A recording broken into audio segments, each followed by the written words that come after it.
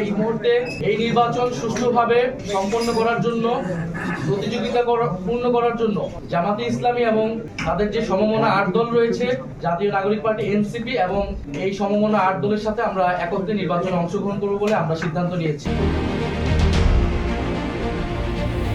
দীর্ঘ রাজনৈতিক গুঞ্জনের অবসান ঘটিয়ে জামায়াতে ইসলামী নেতৃত্বাধীন ৮ দলের জোটে যোগ দিয়েছে জাতীয় নাগরিক পার্টি। রোববার বিকেলে রাজধানীর জাতীয় প্রেস ক্লাবে এক সংবাদ সম্মেলনে জামায়াতের আমির ডক্টর শফিকুর রহমান আনুষ্ঠানিকভাবে এই ঘোষণা দেন।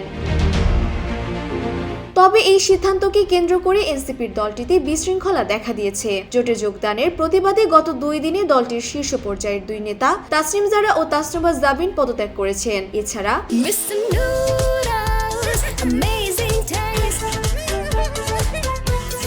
আরও 30 জন নেতা দলের আহ্বায়ক নাহিদ ইসলামের কাছে একটি স্মারকলিপি জমা দিয়ে তাদের আপত্তির কথা জানায়।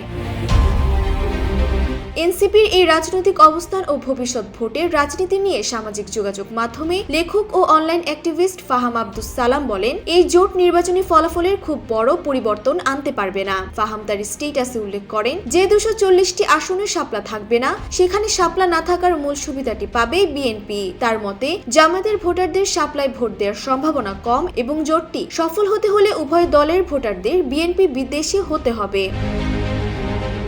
ফাহাম আরো বলেন, নির্বাচনী মাঠে বড় প্রভাব ফেলতে না পারলেও ন্যারেটিভ ও রাজনৈতিক বয়ান তৈরিতে এনসিপি বেশ ক্ষমতাশালী। ভবিষ্যতে দলটি ছাত্র ইউনিয়ন বা সিপিবির মতো বয়ান তৈরিতে প্রভাবশালী হয়ে উঠতে পারে বলে তিনি মনে করেন। ডেস্ক রিপোর্ট, জয় জয় দিন।